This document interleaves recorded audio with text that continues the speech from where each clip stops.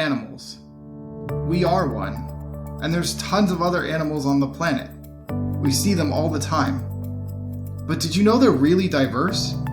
95% of all animals are invertebrates, animals without a backbone. Only 5% are the vertebrate group, or the animals with a backbone. So with it being that diverse, from something without a backbone to something with a backbone, from something like a sponge to something like a human being, what is it that unifies this kingdom? What are the characteristics that make an animal an animal? Let's take a look.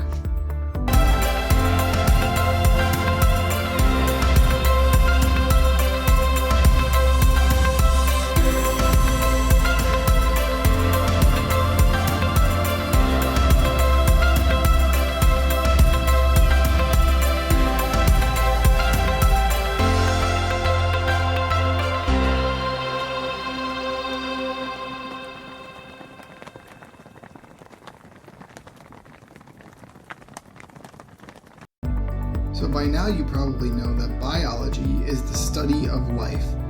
Bio meaning life, ology meaning the study of. Well, zoology is the study of animals. And when you study animals, you study their anatomy, which is their structure, how they're built, and their physiology, which is the functions of the animal. So let's focus in on the 6 functions of animals. The first, of course, is feeding. Animals have to feed. They're heterotrophs, so they have to eat something else for food in order to get energy so that they can do work and survive. One way that they can get energy is that they can be an herbivore. Herbivores are animals that eat plants. They could also be carnivores. Carnivores are animals that eat other animals. Some animals are omnivores, meaning that they eat both plants and animals. And some animals are detritivores, which are animals that eat decaying matter. Even more, animals can be filter feeders. These are animals that filter food out of the water, such as in the ocean or in lakes or ponds.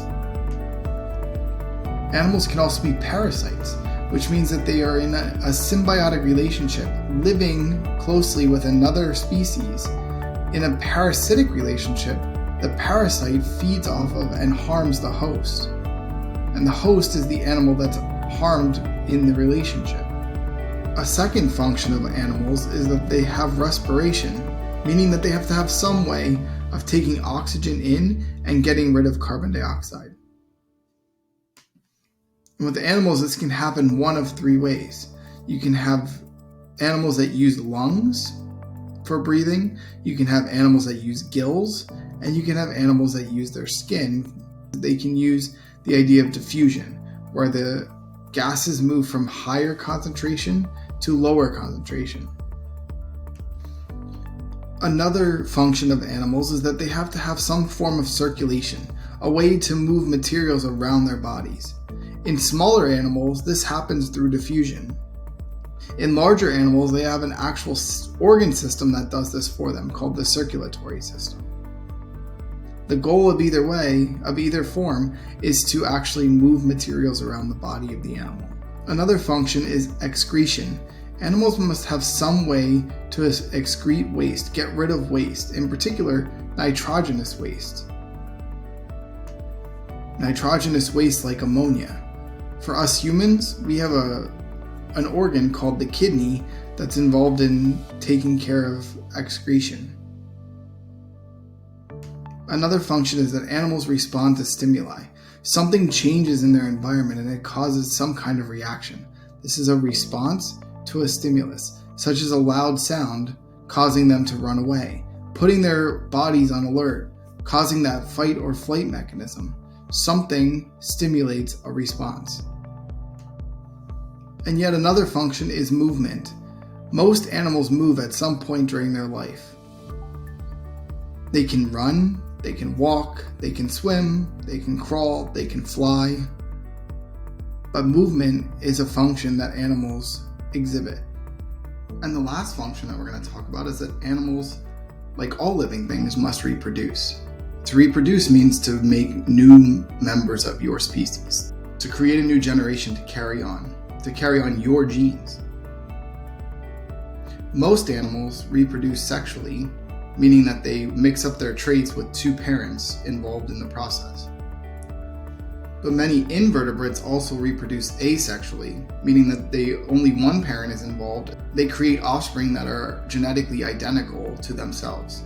As we just saw, the animal kingdom has a set of characteristics that applies to every member of the kingdom. But even still, the kingdom itself is very diverse. We have animals with backbones, animals without backbones. We have animals that have a tissue level of organization, and we have animals that have complex organ systems. We have animals with very little, if any, senses, and then we have animals with very complex, complicated sense organs. We have animals without nerves. We have animals with just bundles of nerve with really developed brains. The animal kingdom is incredibly diverse, but they all share the characteristics that were just discussed, and it makes them part of this really interesting and really amazing kingdom.